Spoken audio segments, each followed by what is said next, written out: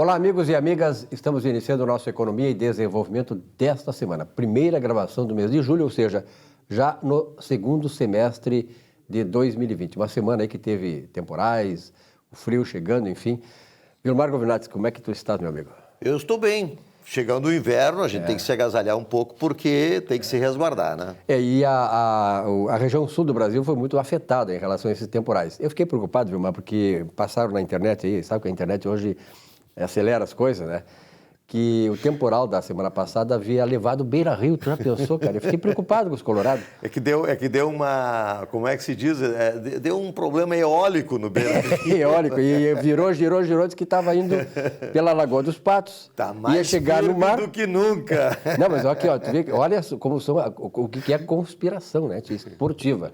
Que o Beira-Rio tinha se deslocado, pegou a Lagoa dos Patos, o oceano ia para o Congo, porque lá tem um parceiro do Internacional, lá ia treinar lá, como o Grêmio foi para Santa Catarina, ele ia treinar com o Mazembe.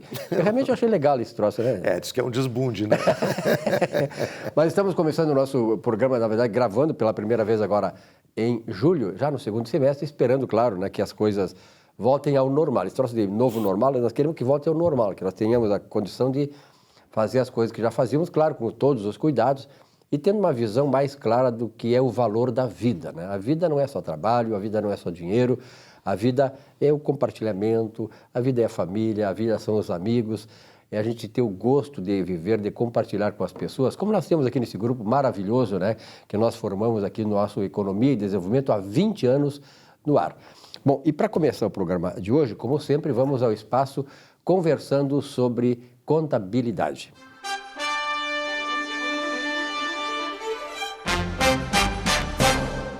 E nesse espaço, Vilmar Govinates, estamos recebendo aí um representante da dinastia monárquica D'Agostin. Pois olha, eu ia falar exatamente sobre isso. Esse nome D'Agostin me lembra. Não é? Uma dinastia. Uma grande dinastia aí que está presente sempre conosco aqui, trazendo excelentes informações. A Inglaterra fez o seguinte, lá no século XVII, 1688, ela fez uma chamada Revolução Gloriosa, que era exatamente para sair da dinastia constitucional, aliás, da dinastia absolutista, o rei absoluto, para a dinastia constitucional. Mas o Rio Grande do Sul mantém essa dinastia, né? Aqui, tem as tradições aqui, né? D'Agostin, não vieram da Inglaterra, mas vieram da Península Ibérica. Península Ibérica, Giuliani, D'Agostin, prazer em tê-lo aqui, Giuliani. Prazer é todo meu. Conheci o Vilmar aí. Vilmar, já conhecia dos Colorado também, né? Colorado também, não, a dinastia não permite gremista lá, não, lá Colorado. não. não permite, tem essa né? flexibilização. É patriarcal o negócio. Sim, Qual é o assunto dele aí? Mas com muito orgulho. Claro. Com certeza. Aliás, o D'Agostin, ele sabe que a gente diz de coração, né? O D'Agostin é um dos caras que hoje representam uma coisa emblemática da área da contabilidade, desse setor importante da atividade no Rio Grande do Sul e no Brasil. Porque o D'Agostin, o Salésio, o pai, ele, através do escritório dele, ele tem ingerência em todo o país. Ele é acompanhado por contadores, por profissionais liberais dessa área em todo o Brasil. Para nós é um grande orgulho, né? Um grande orgulho, sim. E o caro telespectador que está nos assistindo, este tema que nós vamos abordar hoje com o Giuliano D'Agostin é um tema de extrema importância, porque vem ao encontro de uma situação que mais cria passivos da empresa, que é a área de pessoal, de recursos humanos. E o Giuliano é contabilista, é técnico de contabilidade, é advogado e é expert nesta área, né, Giuliano? Aliás, já vamos começar fazendo uma pergunta para o Giuliano em relação a essa questão de recursos humanos, de pessoal. Qual é a importância, Giuliano, da gestão disciplinar dentro de uma empresa? Muito bem, Vilmar. Então, a gestão disciplinar, ela atua favorecendo a empresa de duas formas. Otimizando o seu RH e economizando, eliminando passivos de rescisão de contrato. Então, a otimização do RH é importante que se tenha em mente a questão do reforço dos funcionários. O reforço positivo e negativo. O reforço positivo, nós sabemos que com a premiação se incentiva um funcionário. No entanto, o reforço negativo ele é pouco explorado dentro das empresas, na medida em que ele necessita de uma tecnologia gerencial que muitas empresas não têm. Então, Skinner, dentro da ciência do comportamento organizacional, sempre apregoou com muita propriedade que o reforço positivo e negativo é a mola que impulsiona a vontade dos colaboradores. Então, a gente pode perceber, dentro da nossa experiência junto às empresas, que, por exemplo, para um funcionário assíduo, a falta de advertência para aquele funcionário que chega atrasado é uma injustiça. E ele passa a se desmotivar com aquela situação.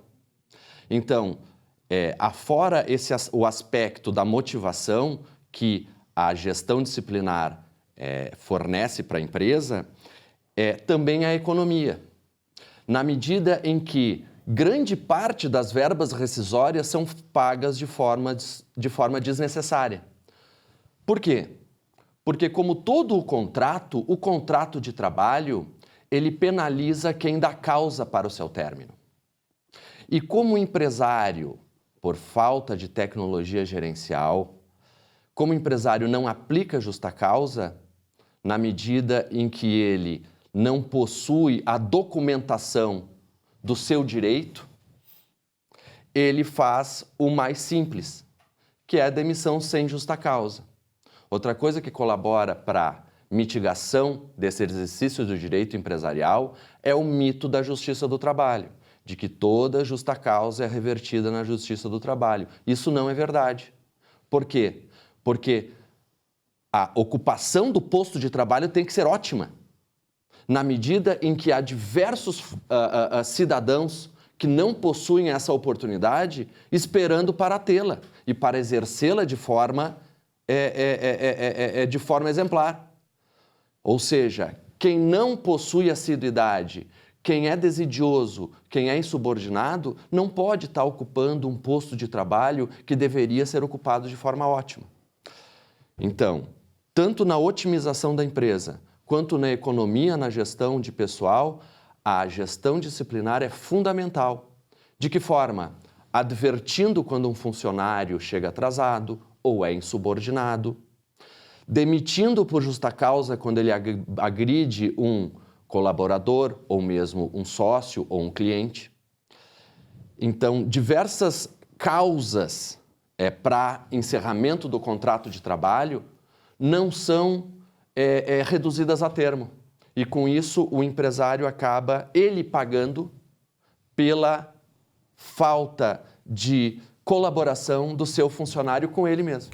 Juliano, tu falaste uma coisa muito interessante, muito importante, quer dizer, a rescisão paga de forma desnecessária, e a economia na aplicação da justa causa. Agora, o grande segredo disso aí é como fazer a aplicação, como proceder em aplicações, Silvio, com segurança, para que não haja reversão na segurança jurídica, trabalho, segurança jurídica, para que não haja reversão, porque o grande problema é esse, né? A pessoa acaba demitindo, que fica, na verdade, sendo um prêmio para o mal empregado, porque ele leva tudo que tem direito, em detrimento daquele que é um ótimo colaborador, mas falta segurança. Como fazer, então, de novo, revestindo de segurança aqui para o nosso telespectador, que certamente está muito interessado nesse tema. Como agir com segurança na aplicação da justa causa? Então, Vilmar, Max Weber introduziu a burocracia,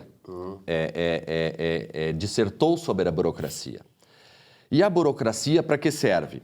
Para formalizar as regras, para fazer a divisão do trabalho, hierarquia, impessoalidade, competência técnica e individualização. Então, o que é necessário para que a justa causa seja mantida na justiça do trabalho? Precisa da burocracia e é necessário que a gerência seja capacitada para que essa burocracia seja implementada dentro do regime empresarial. Deixa eu te fazer só uma interrupçãozinha. A justa causa está prevista na CLT, mas essa burocracia não tem previsão alguma. Quer dizer, na verdade, é uma invenção do ponto de vista de formatação para dar segurança, porque a legislação não prevê o que fazer para chegar à justa causa. Exatamente. Na verdade, a legislação prevê a regra legal para a demissão por justa causa, que é o quê? É penalizar quem deu causa para a ruptura do contrato. O que é mais importante no aspecto do direito do trabalho e do gestão de recursos humanos é tu saber a jurisprudência trabalhista. Então, essa estabelece as regras de como proceder na justa causa. A gente tem um senso comum e mitificado da justiça do trabalho. No entanto, o que falta é tecnologia gerencial. Então, essa pode ser fornecida tanto pelo assessoramento de um profissional especializado, quanto pela capacitação dos gerentes da empresa. O que ocorre? Grosso modo, a gente imagina que, para chegar à justa causa, nós precisamos antes passar pela advertência, pela suspensão e depois pela justa causa. Isso é verdade. Quando a causa para a demissão são pequenas faltas. No entanto, existem muitas faltas Graves. Que não precisam passar por esse calvário Claro. Do empresário. Ela pode gerar uma imediata justa causa. Perfeito. Então, a documentação, tanto com o controle de jornada, a documentação como gravação ambiental do ambiente de trabalho. Então, diversas ferramentas para reduzir a termo as causas que levaram o empresário a tomar essa decisão. E é isso que falta, e esta é a fragilidade que o empresário tem dentro do processo trabalhista. Perfeito. Quem quiser mais informações, Juliano, como é que faz aí com você lá no escritório? Então, lá no escritório a gente tanto fornece cursos de capacitação para a gerência, para aplicação de justa causa, como outros cursos diversos, assim como a gente também presta uma assessoria para consultas e análise do caso concreto para cada demanda empresarial. Perfeito. Então, só entrar em contato conosco que a gente apresenta soluções empresariais para esse caso específico e muitos outros. Juliano, obrigado pela tua presença aqui. Muito obrigado, eu que agradeço. Muito importante nesse esclarecimento, uma coisa importante que afeta todas as empresas, sejam elas pequenas, grandes ou médias e pequenininhas também. Neste espaço, conversando sobre contabilidade.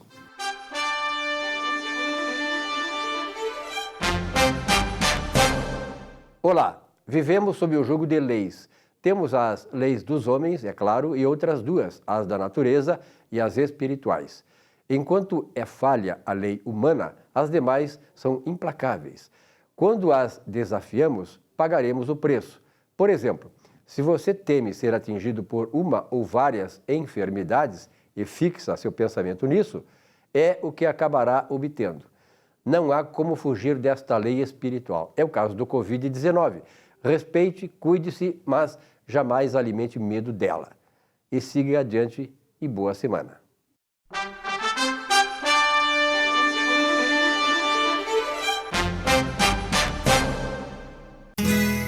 Ser gaúcho é preservar as tradições, é valorizar a educação e acreditar que um futuro melhor nasce nas páginas de um livro. É nossa tradição trabalhar duro. Temos orgulho do suor que escorre do rosto. Ele reconforta a alma e sedimenta uma vida digna. É nossa tradição valorizar o passado para desenvolver o futuro. CMPC Celulose Rio Grandense. Desenvolvimento é a nossa tradição.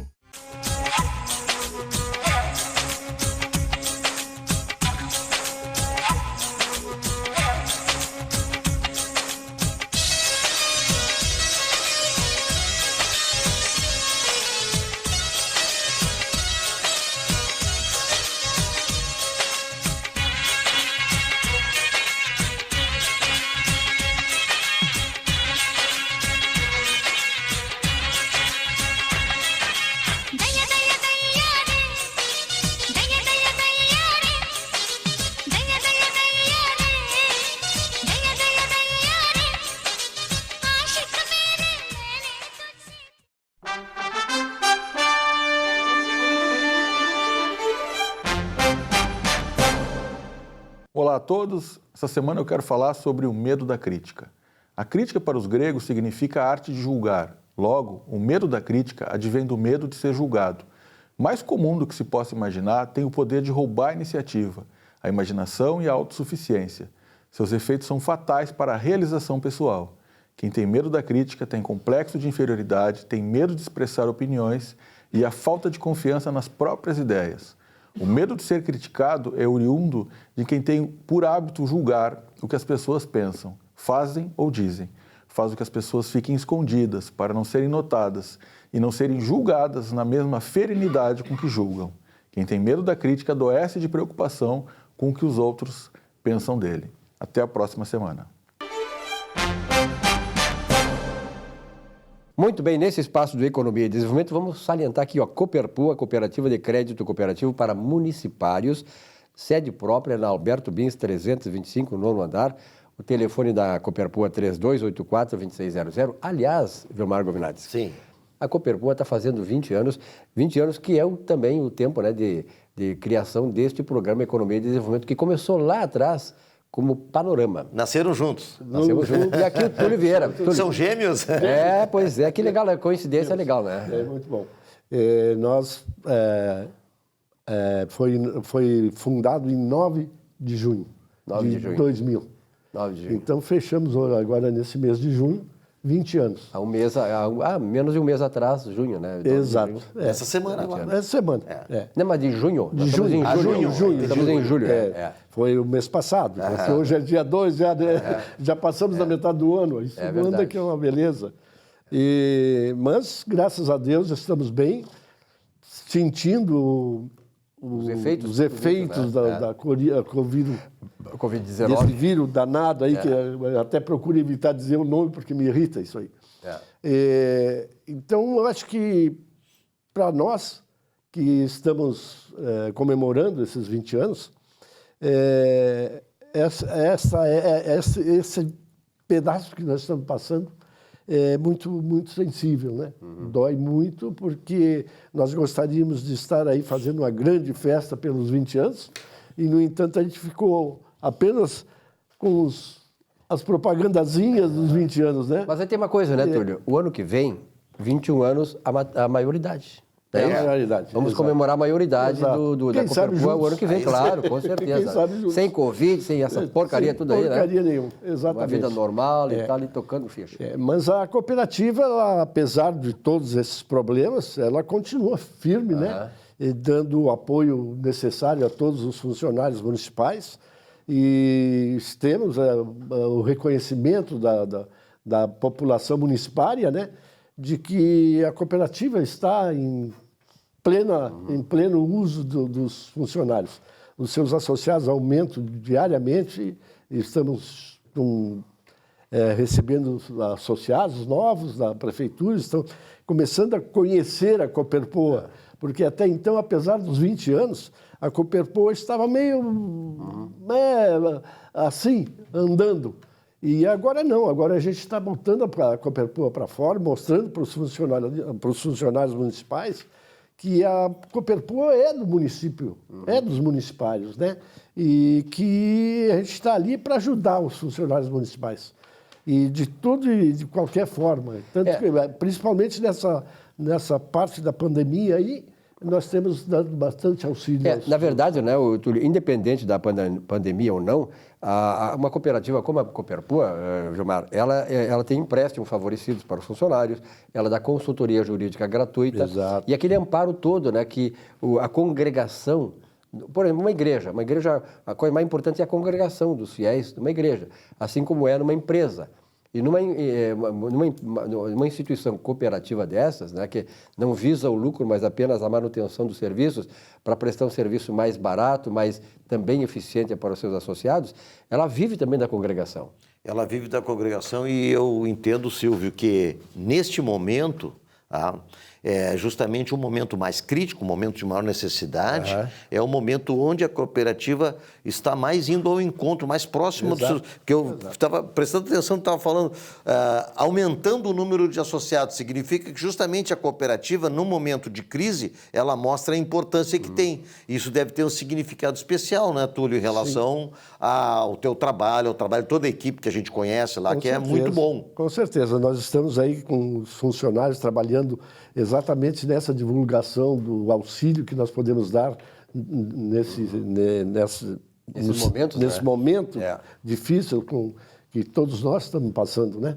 E, inclusive, nós mudamos o sistema de atendimento, aquele funcionário que não pode se deslocar, nós mandamos um motoboy levar a documentação, fizemos tudo online para que facilite mais o auxílio que a cooperativa possa... Agilize tudo e faça uma eficiência. Exatamente. E Túlio, como é que o Covid, como é que ele foi? Qual é o efeito dele? Teve algum problema com o funcionário lá também ou não?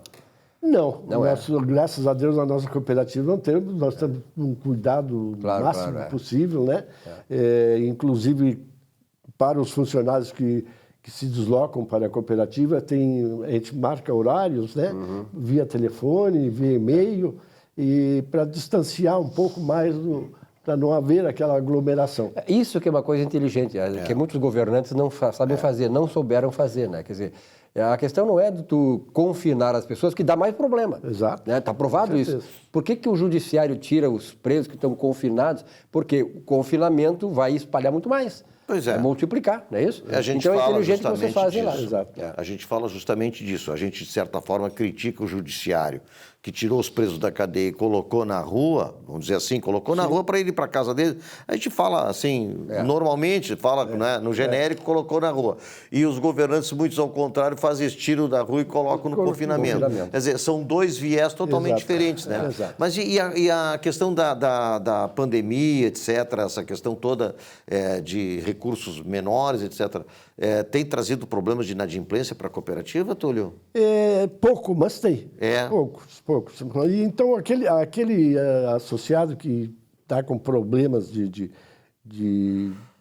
inadimplência, a gente entra em contato com eles, renegocia alguns dados, né? A gente sempre tem dado um apoio nesse sentido aos associados inadimplentes. E essa que é a grande vantagem de uma cooperativa, né? Que ela está junto do associado, ela entende, tem essa sensibilidade, né, de entender o problema do associado, e ela sabe que ela vive do associado. Sim, então ela tem que facilitar o quê?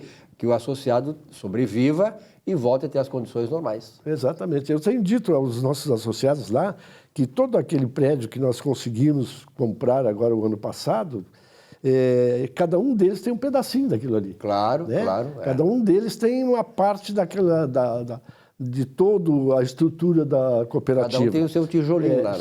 São o dinheiro deles que está sendo girado para manter aquilo tudo e retornar para eles quando possível. E conseguir fazer a cooperativa, a Cooperpua, cada vez mais forte. Túlio, muito obrigado pela tua presença aqui. O Túlio que nunca saiu daqui do programa, naturalmente, mas as coisas são muito dinâmicas e esperamos que ele volte mais frequentemente aqui no programa, até porque a Cooperpua tem um papel fundamental do ponto de vista social entre os municipários de Porto Alegre. Túlio, obrigado. Parabéns pela nossa Cooperpua. 20 anos de Cooperpua. Feliz aniversário. Parabéns pelo 20 anos de programa Economia e Desenvolvimento também fazendo 20 anos. Que parceria boa. Então, um rápido intervalo, já voltamos com o nosso Economia e Desenvolvimento. Até já.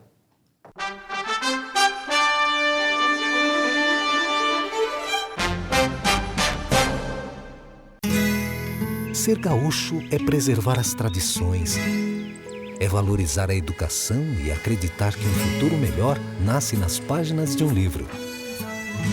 É nossa tradição trabalhar duro. Temos orgulho do suor que escorre do rosto. Ele reconforta a alma e sedimenta uma vida digna. É nossa tradição valorizar o passado para desenvolver o futuro. CMPC Celulose Rio Grandense. Desenvolvimento é a nossa tradição.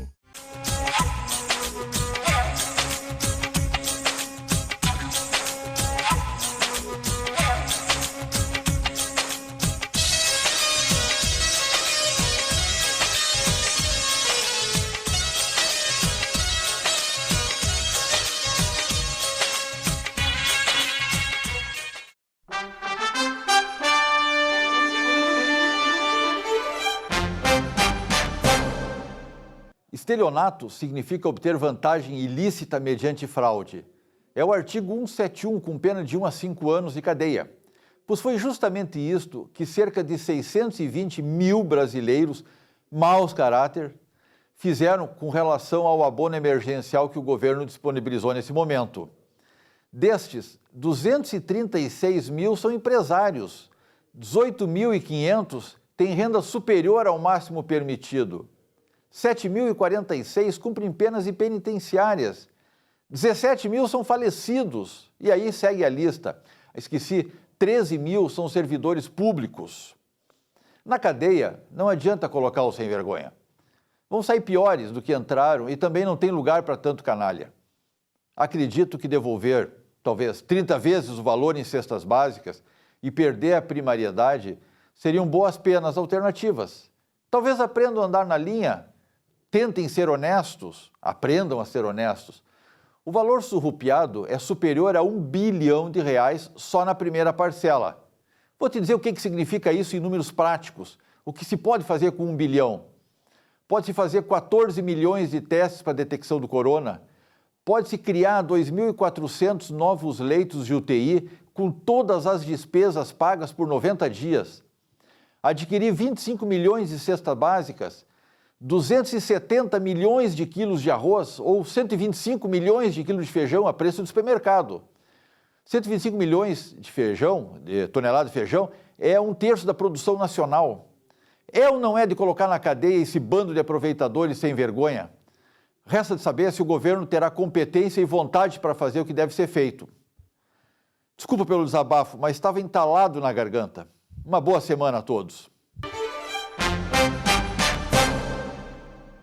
Bom, nesse espaço de economia e desenvolvimento, o Dr. Marcos Ferreira recebendo uma visita importante, né? Como sempre, né? Pô, maravilhoso, Silvio. É uma satisfação a gente ter aqui de novo, né, junto da bancada, um colega extremamente querido, uma pessoa com um histórico de serviços, né, para a nossa população imenso, não só como deputado estadual, que foi, mas também como diretor superintendente também lá no Grupo Hospitalar Conceição, e que temos a honra hoje de receber o Dr. Mauro Esparta, né, Dr. Mauro Esparta? Vamos conversar muito hoje sobre a questão do saneamento básico. Vamos lá, Dr. Mauro, o que o senhor achou dessa nova... Nossa saudação, Silvio e Dr. Marcos, nosso colega de muitos anos, né? Desde o Parque Belém. Exatamente. E depois em outras caminhadas, né? Cuidando da saúde do homem. Exato. Né? Cuidando da saúde da nossa população. Então, hoje é um dia particularmente que eu me sinto assim, realizado, porque há muitos anos eu trabalho com essa questão, e quando estive na Assembleia Legislativa, lutei muito por isso, a questão do saneamento básico, que é uma questão que preocupa muito a comunidade brasileira, né? Veja, Marcos, que hoje nós temos 35 milhões de brasileiros, Silvio, que não têm água potável em casa. Meu Deus do céu. Nós temos 100 milhões de brasileiros, a metade da população nacional não tem água, não tem esgoto, não tem saneamento básico.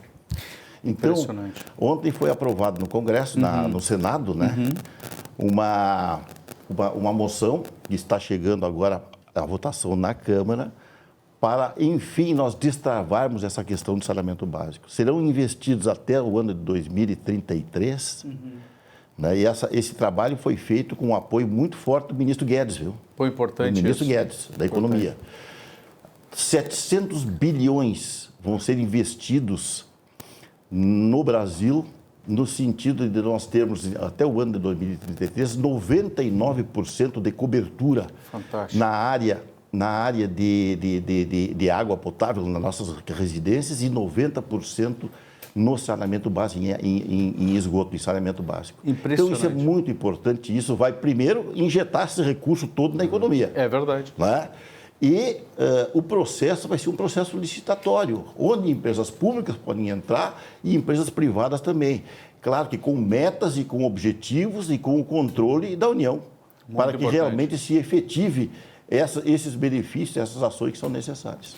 Então é importante isso, Mauro, porque a gente pensa, né, vivendo um período de pandemia como nós vivemos, né, e onde atos tão básicos como o ato de lavar as mãos, né, tem sido hoje objeto de uma ação quase que de luxo para muitos brasileiros, né, e eu fico pensando quantos porto-alegrenses também, né, pensando já dentro da questão da municipalidade, né, Mauro, tem essa dificuldade de acesso à questão de saneamento. E o quanto uma medida como essa é também tão importante quanto todas as outras medidas no sentido da preservação de vidas, né, Mauro? É verdade. Veja, A dificuldade que nós temos no país, nisso aí, é tão imensa, é tão grande, que estudos já foram feitos por institutos nacionais e internacionais. E cada real investido em saneamento básico se economiza R$4 na medicina curativa. Veja a importância disso no contexto nacional. E hoje nós estamos vendo assim, com a história do Covid, com essa pandemia que nós estamos vivendo, o que está acontecendo? As medidas simples e corriqueiras estão sendo cada vez mais estimuladas pelas autoridades de saúde. Lavar as mãos, usar as máscaras, né? Isolamento social, distância no falar, são cuidados básicos. Mas isso aí associado ainda à questão da água, à questão ambiental. E outra coisa que eu chamo a atenção, a proteção dos nossos rios, das nossas nascentes e do nosso lençol freático, que hoje está começando a ser contaminado. Nós temos aqui o aquífero Guarani, que pega pedaço do Rio Grande do Sul, e pega 7 estados do país, e que é a maior reserva subterrânea do mundo. E isso não está tendo o devido cuidado. Agora vai ter, se Deus quiser, o Brasil vai tomar esse prumo, nós vamos vencer a pandemia e vamos reiniciar um caminho de desenvolvimento. Isso é fantástico porque, né, Silvio, a gente está saindo, na verdade, de um aspecto que transcende toda a questão não só de oferecer o básico para o indivíduo, que são o seu acesso à higiene, o seu acesso à água potável, né, a uma tubulação de esgoto que possa adequadamente dar destino, mas também pensando em ações, Silvio, que vão ter impacto também na ecologia, né? Dentro da preservação do meio ambiente, como o doutor Mauro falou. Né? E isso é uma questão de saúde pública e, sobretudo, né, doutor Mauro Esparta, é a questão de dignidade das pessoas. Né? Por muito tempo, esses últimos 30 anos, essa população imensa aí que o doutor Mauro falou, né, 100 milhões sem saneamento básico, 35 milhões sem água potável, essas pessoas foram enganadas por governos que apenas queriam explorá-las e deixá-las na situação em que elas estão hoje desfrutando, entre aspas, né? Então, hoje, este governo está resgatando a dignidade dessas pessoas. É verdade. Eu sempre defendi a tese de que isso aí seria um projeto de Estado. Independente do governo que assumisse de esquerda, de direita, de centro, esse projeto tem que continuar caminhando, tem que continuar andando. Oxalá a gente tenha essa perspectiva para o futuro, né? Porque é um projeto de 12 anos, então vão passar 3 governos. Né? Mesmo que não sejam governos alinhados com a mesma filosofia partidária e filosofia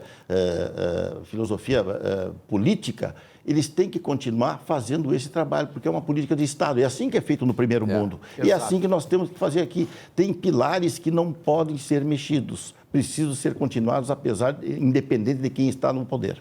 E com garantias de execução também, né, doutor Mauro? Eu fico pensando que, tendo uma política nacional como política de Estado, a gente tem a perspectiva de efetiva realização daquele objetivo que está sendo proposto, né? Então, eu acho que é uma notícia boa, né, Silvio, para a nossa comunidade aí como um todo, né? Graças a Deus, obrigado pela presença que trouxeste o Mauro, né? A satisfação é importante nossa. Porque nós aqui, nós primamos pelo jornalismo sério, jornalismo responsável, né? Jornalismo aquele que leva as coisas, mostra as coisas boas que estão sendo feitas e não apenas tendo uma parte ideológica que é destruir aquilo que está sendo muito bem feito. E, aliás, doutor Mauro, o grande problema, a grande questão que se coloca é a seguinte: nós estamos num governo que é honesto. Essa é a verdade. O que tem de dinheiro aí que circula hoje só está circulando porque deixou de haver aquela roubalheira que existiu muito tempo no Brasil. Isso é fundamental, né? É verdade. O cuidado com o dinheiro público tem que ser permanente. Aí sobra dinheiro para fazer essas coisas. Aí vai sobrar dinheiro. O Brasil é um país muito rico e tem bastante recurso, mas ele tem que ser muito bem gasto, muito bem administrado. O poder público municipal, estadual e federal precisam ter esse como seu primeiro norte. Eu sou municipalista. Eu acho que o poder, o dinheiro, o recurso, a distribuição tinha que estar lá, dentro do município. Por quê? Porque o prefeito e os vereadores é muito mais fácil da comunidade controlar. O exercício do controle, da fiscalização dentro do município é muito mais tranquilo, é muito mais fácil. Ele sabe onde é que mora o prefeito, bate na casa dele. Agora, Quando o dinheiro está lá na União, que o prefeito tem que pegar e ir de chapéu na mão lá, buscar o recurso para chegar em Brasília, para chegar no município, demora tanto tempo, e essa caminhada do dinheiro é que ocasiona dificuldade e distorções que nós não podemos ter mais. Professor Mauro, muito obrigado pela sua presença aqui. Marquinhos, obrigado. Satisfação mais uma vez. Muito obrigado. Muito bem, vamos a uma vinhetinha e já voltamos aqui com Economia e Desenvolvimento.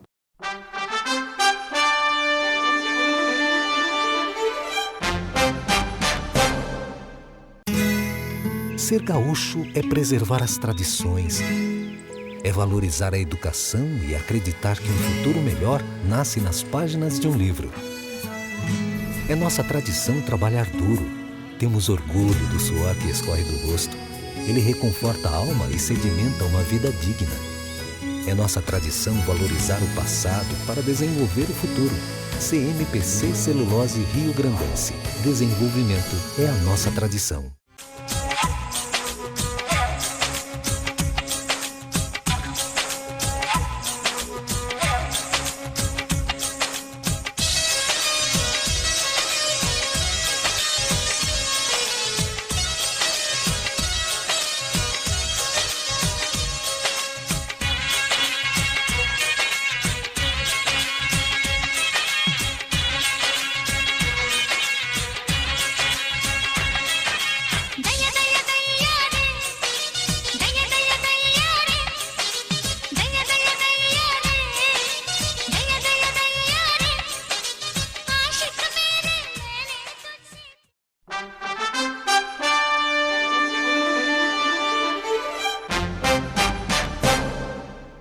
Muito bem, IES Manutenção Predial executa serviços preventivos, corretivos e de emergência em prédios residenciais e comerciais com fornecimento de instalações e equipamentos em geral. Faça um contato, está aí o telefone, e um contrato, claro, para a manutenção global de seus serviços. 3276 3945. IES Manutenção Predial. Nardon Inácio, auditores e consultores, há mais de 50, está completando esse ano 60 anos de resultados para os seus clientes, com uma credibilidade absoluta. O Nardon Inácio, que tem escritórios em todo o Brasil e fora daqui também. E a Cooperpoa, crédito cooperativo para municipários, sede própria na Alberto Bins, 325, nono andar, 20 anos também completando a Cooperpoa, 20 anos de o nosso programa também, que começou lá em 2000, lembrando, quando era o programa chamado Contraponto. Contraponto. E sabe quem é que participava do programa no começo? Quem? Era eu, que é o apresentador, a Ieda Cruzes, Luiz Carlos Mandelli, que era presidente da Fiergues, e Percival Pugina. Nós fazíamos um contraponto àquela onda de esquerda que destruiu com esse Rio Grande do Sul e o Brasil, né? E realmente a gente, naquele tempo, era muito perseguido por isso. Só os notáveis. Só os notáveis. E a Ieda Cruzes, depois dali, foi ser governadora do estado e tal. Acho que foi uma das governadoras que, digamos, menos ruim para o estado do Rio Grande do Sul. Porque os ruins nós sabemos, né? Está o Genro, né? E, lamentavelmente, estamos tendo um governo também aí não muito decente do ponto de vista de gerência administrativa, né? Um tirano por aí que veio do interior para tentar a sua sorte aqui no Rio Grande do Sul, no nosso estado. Bom, Vilmar, estamos recebendo aqui, com muita honra, né? Já esteve aqui no programa, uma pessoa com discernimento intelectual, cultural e que quer o bem do Brasil, como nós queremos, né? Como todos nós queremos. Que é a Fernanda Bart. Fernanda, que bom te ver aqui de novo. Tudo bom, Silvio? Obrigada. Cientista política. Obrigada, é sempre bom estar contigo e com vocês e nesse programa. Mesmo a gente vivendo dias tão atribulados, né? Mas é quando a gente mais tem que falar sobre as coisas que acontecem, né? Não podemos, tem uma frase aqui, uma citação gaúcha, que não podemos nos entregar para os homens e nem para as mulheres, né? De jeito nenhum. Para as mulheres não tem jeito, viu? Tu tem sempre tu faz sempre esse parênteses. Né? E aí, Fernanda, como é que tu está vendo esse movimento todo aí, né? Tem vários assuntos aí, claro, mas eu gostaria de começar contigo com essa questão da censura à livre expressão, né? Que é uma coisa fundamental. Se tu pegar, eu que sou professor de História do Pensamento Econômico, o mundo civilizado, ele se constituiu tendo como um parâmetro fundamental as liberdades individuais. E elas estão correndo risco neste país a partir de ações, né, que nós sabemos de onde vem, com o beneplácito do Supremo Tribunal Federal. Na verdade, essa questão da censura, né, da liberdade de opinião e a liberdade de expressão serem cerceadas, isso vem de antes. Né? Já vem lá com a instituição da mordaça do politicamente correto, que tem temas e assuntos que não podem ser tocados, montes de coisas foram transformadas em tabu. Inclusive o próprio humor foi atacado. Tu não consegue mais ter programas humorísticos como tu tinha nos anos 80. Hoje em dia seria um escândalo se a gente tivesse um Cacete e Planeta, uma Armação Ilimitada. Imagina o Costinha hoje. O Costinha não tinha como abrir a boca, nem tem chance. né? Já está preso depois do primeiro programa. Porque uma série de crimes de opinião que rotularam metade deles de crimes de ódio, que a gente nunca sabe exatamente o que são, que para mim crime de ódio é tu agredir uma pessoa, né? Por sua crença, por sua opinião, fisicamente, praticar violência, né? Mas isso foi envolvido numa subjetividade que, dependendo de quem está te acusando da prática, qualquer coisa cabe ali dentro da acusação, né? É um crime sempre em constante construção. E a gente vê que as medidas que foram tomadas nos últimos meses, tanto pelo Supremo Tribunal Federal quanto por alguns deputados e senadores do Congresso, elas vêm nessa corrida, né, para calar a liberdade de opinião. Quer dizer, a diversidade ela não é bem-vinda. Há uma tentativa de voltar a ter um discurso único, voltar a ter uma homogeneidade no pensamento, né? E tem coisas que não podem ser ditas. Por exemplo, a gente já sabe no Brasil que ministros do Supremo Tribunal Federal não podem ser criticados e que determinados políticos também não querem ser criticados. E a gente não está falando aqui de fake news, que é outra coisa. Fake news é calúnia, injúria, difamação, que são coisas amplamente praticadas na política brasileira pela esquerda há décadas, né? Só que agora eles resolveram transformar em fake news. Quem mais pratica fake news geralmente é quem acusa os outros de fazerem fake news. Isso aí, para mim, é um paradoxo. É verdade, é paradoxo. A gente tem visto isso sempre. Eu mesma fui alvo de fake news nas últimas semanas, gravíssimas, né? Mas que as providências jurídicas cabíveis estão sendo tomadas. Agora, o Senado ter aprovado por 44 votos contra 37, a PL 2630, né, que a gente chama de lei da mordaça, eles chamam de lei da liberdade, porque na novilíngua, né, o nome é o contrário daquilo que tu quer que seja. Ou seja, eles chamam de lei da liberdade algo que vem para calar a opinião pública, né, para criminalizar opinião. Porque contra fake news, calúnia, injúria, difamação, já existe penalidade na Constituição Federal, já existe leis que coíbem esse tipo de crime. O próprio Código Penal. Com certeza. Então, isso que foi criado é uma quimera que vai virar contra a opinião pública. Eu sempre digo que a base de sustentação do atual governo é movimentos sociais e redes sociais. Os movimentos sociais que vão para a rua, que vão se manifestar, que são as pessoas que estão desde o início fazendo aquela militância orgânica para o governo, que elegeram o presidente Bolsonaro, esses movimentos estão sendo sutilmente taxados de antidemocráticos. Exatamente, ordeiros, disciplinados. Sempre foram. E não destrutivos. Sempre foram, tá? Verdade, sempre foram. E liberdade de opinião no Brasil sempre foi liberdade. Tu pode manifestar qualquer opinião, tá? Tu pode manifestar. Isso não quer dizer que tu vai implantar. Então, tu pode sim criticar ministros do Supremo Tribunal Federal. Tu pode falar, inclusive, mal da instituição. Não existe uma lei que diga que você não pode falar mal da instituição Supremo Tribunal Federal. Não existe isso. Agora, no momento em que tu diz que uma manifestação democrática que vai para a rua e diz fora STF, como sempre foi dito nos últimos 20 anos nesse país, fora presidente tal, fora Congresso, fora isso, sempre foram palavras de ordem comuns de domínio da esquerda. Agora, se uma pessoa vestindo uma camiseta verde e amarela vai para a rua e diz fora STF, comete crime. Vejam bem a sutileza disso. É ridículo, é absurdo, mas é exatamente isso que querem. Porque ao criminalizar as manifestações de rua, o que eles vão fazer? Com que aquelas pessoas, aquelas famílias inteiras, pais, mães, vovós, vovôs, tios, tias, que vão para a rua com os cachorros, né? Essas pessoas se sintam constrangidas de manifestar apoio ao governo, porque ninguém quer ser visto como criminoso. A mesma coisa nas redes sociais, que agora, né? Engraçado que os dois inquéritos ao mesmo tempo no Supremo Tribunal Federal. O inquérito das manifestações antidemocráticas e o inquérito das fake news. Os dois são para atingir a base de apoio do governo. Porque um governo sem apoio é fácil de ser derrubado. A Dilma, quando sofreu o impeachment, tinha 7% de aprovação. Esse presidente ainda tem 30%. Eles não conseguem baixar de 30%, mas eles vão salopar o que puderem para reduzir a aprovação do presidente. Isso está claro para quem quiser analisar.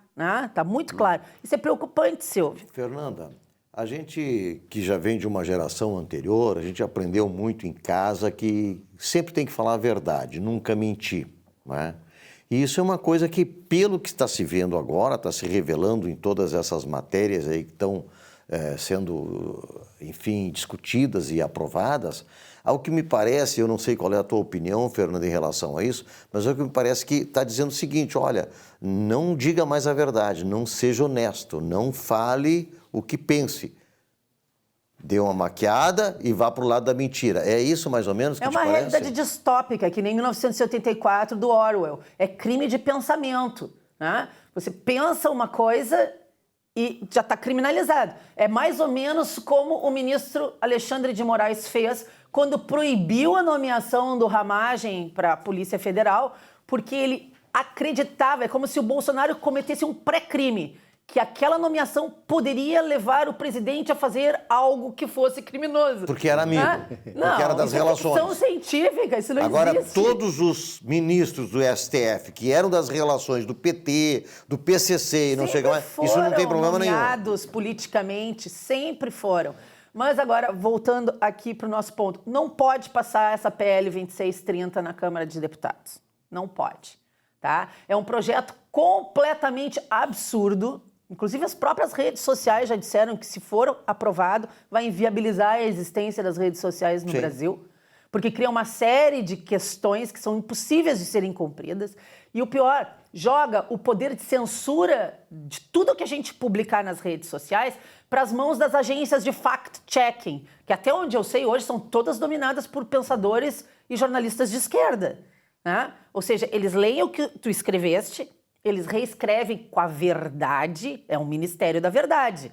E aí eles te obrigam a republicar, ou eles mandam uma manifestação para todas as pessoas que receberam de ti com a versão correta dos fatos, que a gente sabe muito bem que não é sempre a correta. Aliás, mais da metade das vezes não é. E muitas dessas agências, elas têm problemas legais e respondem a processos por terem mentido na correção que fizeram. Vejam a sutileza das coisas. Né? Ou seja, quem está lá para dizer o que é verdade e não é, omite a verdade. Se fosse hoje, no caso da pandemia que a gente vive no mundo inteiro de Covid, quantas vezes a gente viu a OMS falar uma coisa, voltar atrás, falar de novo, voltar atrás, mudar de opinião. Imagina quantas vezes essas agências de fact-checking não teriam feito pessoas tirarem a verdade das redes sociais porque a OMS tinha manifestado uma opinião contrária, que estava equivocada e depois voltou atrás. Agora, o que chama muita atenção, Fernanda, é o seguinte, eu como jornalista, tenho 50 anos de carreira, eu fico impressionado de ver, estarrecido até, as instituições que nos representam. A mim não representam, porque são tudo da esquerda. Sindicato dos Jornalistas do Rio Grande do Sul, a Associação Rio Grandense Imprensa, aliás, ela fez uma nota no Jornal do Comércio dias atrás, criticando o presidente Bolsonaro, que ele estaria trazendo problemas para a censura no país. Ora, o Bolsonaro é o cara mais criticado, mais vilipendiado pelas redes sociais, o cara mais acusado de tudo que ele não fez. Então, aí a ARI se presta para esse papel? Onde é que está a ARI, presidente da ARI, que não toma um partido em favor da liberdade de imprensa, que diz que representa? Outro dia, um governador do estado chamou uma jornalista de ignorante. E onde é que está a ARI para defender o jornalismo? Quer dizer, do lado deles pode tudo. Né? Quer dizer, é brincadeira. O Sindicato dos Jornalistas nem precisa falar, né? Que é só a esquerdista que tem lá. A gente sabe disso, eu fui associado do Sindicato dos Jornalistas aqui, é uma podridão, diz como uma podridão intelectual que existe lá. Aliás, né, Fernando, tu sabe muito bem Graças a Deus disso. não somos obrigados a pagar, né? Não somos obrigados a pagar. E nós sabemos bem o que aconteceu. Se tu pega lá a teoria marxista-leninista, eles lá na antiga União Soviética disseram que um dia o comunismo ia imperar em todas as nações.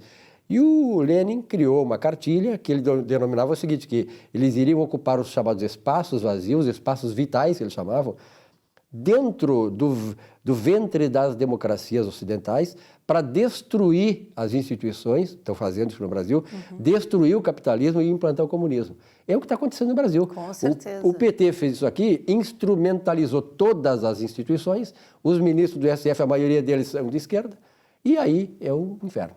As principais, que são as mais estratégicas, né? Que são a elite do judiciário, dominada, né? A elite da imprensa, porque o controle da informação é poder, controle da informação é o que domina. E as escolas e universidades, principalmente no que tange os cursos de humanas, que formam os jornalistas, os cursos de história, que formam os professores, porque eles adoram reescrever, reinterpretar a história, né? E quem quer depois colocar as coisas de volta no lugar é chamado de revisionista. Revisionista. Eu fico impressionada com as coisas. Tu falaste no cerceamento das redes sociais. Sabes que eu tive uma experiência há poucos dias atrás, eu simplesmente compartilhei uma matéria jornalística de um repórter da Rede Record que estava noticiando a transposição do Rio São Francisco. Compartilhei com uma frase minha, uma observação minha, imediatamente recebi uma mensagem que o conteúdo estaria fora de disponibilidade, não deu razões. Aí eu compartilhei novamente sem nenhuma frase minha, só compartilhei. Matéria de TV, canal aberto, Rede Record, não tinha nada de lives, coisas do gênero, tá? De novo, foi bloqueado. Quer dizer, já está na prática. Está na prática, eu passei por isso há 3 semanas atrás, quando eu publiquei uma matéria que falava que havia tido uma observação feita de dentro da Organização Mundial da Saúde que os assintomáticos transmitiam raramente o Covid, tá? Declaração de dentro da Organização Mundial da Saúde. Eu tive várias pessoas me relataram, porque eu não recebi nada, mas as pessoas que curtiram e compartilharam a matéria que eu coloquei no meu Facebook receberam uma mensagem de que aquilo era fake news, tá? E aí, como é que fica? Eu podia processar eles, dizer que eu estou sendo acusada de mentir, de cometer um crime de mentira, de falsidade, quando, na verdade, eu estou reproduzindo uma matéria que existe de algo que realmente foi dito. Ou seja, o que é fake news, afinal? Fake news é qualquer coisa que você diga que vá contra o que eles querem que seja dito. A gente só pode chegar nessa conclusão. Rotulado subjetivamente, exatamente. Não tem outra coisa. Fake news é quando você vai contra o que eles querem que seja dito. Agora, eu acho que a gente não tem como terminar esse programa hoje sem dar uma tiradinha no que acontece aqui no Rio Grande do Sul, a ida embora da Pirelli, por exemplo, porque o governo do estado do Rio Grande do Sul é tão cego que ele prefere ter 0% de arrecadação em cima de um negócio que está indo embora do que 12% para manter o negócio. Né? Porque a Pirelli, todo o resto do país, cobra 18% de ICMS. E aqui no Rio Grande do Sul, aliás, a gente cobra 18% e o resto do Brasil cobra 12%. Aí eles tentaram falar com o governador para explicar, queremos a mesma condição, né? Vamos manter aqui, mas queremos pagar as mesmas condições de imposto do resto do Brasil. O que o governo disse? Não, nós não vamos ceder. Então agora nós vamos ter 0%, né? Porque é o que se arrecada sobre uma empresa que não existe mais no estado. Que foi o caso do Mercado Livre também, não é? O Mercado Livre foi para Santa Catarina. Então, o que é melhor, ter 12% de arrecadação ou 0%, governador Eduardo Leite? Responda. Agora, por favor, não venha me chamar de ignorante, né? Agora a grande verdade é a seguinte, ele chamou de ignorante e ficou por isso mesmo, né? Então, quem é de esquerda, como é o governador, pode fazer isso aí. Agora, uma coisa é a seguinte, eu sou da década de 70, fiz jornalismo aqui, era do Globo no Rio, era correspondente, trabalhei no Jornal do Brasil, e naquele tempo, uma vez eu me lembro, eu fiz uma matéria em 2 páginas no Jornal do Brasil sobre a desgauchização, naquele tempo chamava desgauchização das empresas. Nós estamos hoje num outro processo de desgauchização por incompetência de gente que é governador do estado hoje, que não podia nem ser prefeito de Pelotas, que Pelotas é uma cidade maravilhosa, né? Não podia ser nem síndico do condomínio, e assume como governo. Mas quem é que assumiu? Quem é que botou ele lá? Nós temos que repensar essas coisas também. Óbvio, com certeza. Não sabemos votar. O Pelé sempre diz uma coisa, o brasileiro não sabe votar. E continuamos no século XXI não sabendo votar. Botamos qualquer um para ser governador, qualquer um para ser prefeito, pelo amor de Deus. Tem um ditado que diz que o eleitor gosta de ser enganado. O eleitor ser enganado. vota em quem mente mais. É inacreditável, porque essa regionalização, né, essa separação do Estado por regiões durante a pandemia, que inclusive foi usado assim como se fosse um cartão postal do Rio Grande do Sul, como o governador Eduardo Leite está sendo um exemplo para o Brasil na condução disso. Imagina, coitado dos 49 municípios da Serra, deu problema em 2 municípios, fecharam todos. Alta temporada, Gramado, Canela, Nova Petrópolis, ali, todo mundo fechado por causa de 1 ou 2 municípios. Teve que rever, né? Mas o estrago já estava feito. Quanto estrago foi feito desnecessariamente? Eu digo, a incompetência mata mais que o Covid. É verdade. Aliás, a questão do fake news seria muito bem aplicada se fosse aplicado justamente nas campanhas eleitorais, pelas mentiras que são ditas Estelionato durante eleitoral. a estelionato puro. Mas eles querem criminalizar aquele que prometeu está cumprindo, como o presidente. O presidente prometeu a Tudo plataforma que ele eleitoral prometeu está cumprindo. E o povo, aqui, ó, isso que nós queremos. E esse é criminalizado. Fernanda, olha que é um prazer muito grande ter com você aqui no programa. Prazer Venha todo mais meu. vezes, né? Porque, na verdade, nós temos ainda essa tribuna aqui, temos algumas coisas para dizer as verdades que precisam ser ditas, né? Para nós realmente salvar a nossa democracia. Nós corremos um sério risco de sermos mais totalitários que nós já somos. Que nós temos aqui um Brasil socialista, marchando decididamente para ser um país comunista como a China. Por que tem tantas coisas da China? Tudo agora tem que elogiar a China, não pode criticar a China? Claro, esse é o projeto deles, ideológico. Obrigado, Fernanda. Eles têm muito dinheiro para botar em tudo que é lugar. E tem muito dinheiro para botar em tudo que é lugar, em empreendimentos e também no bolso também, né? Obrigado, Fernanda. Eu que agradeço, obrigada. Nossa Economia e Desenvolvimento fica por aqui. Uma bela semana para todos vocês, se é que podemos ter, né? Com toda essa crise de incompetência dos políticos. Na semana que vem, voltamos novamente. Até lá.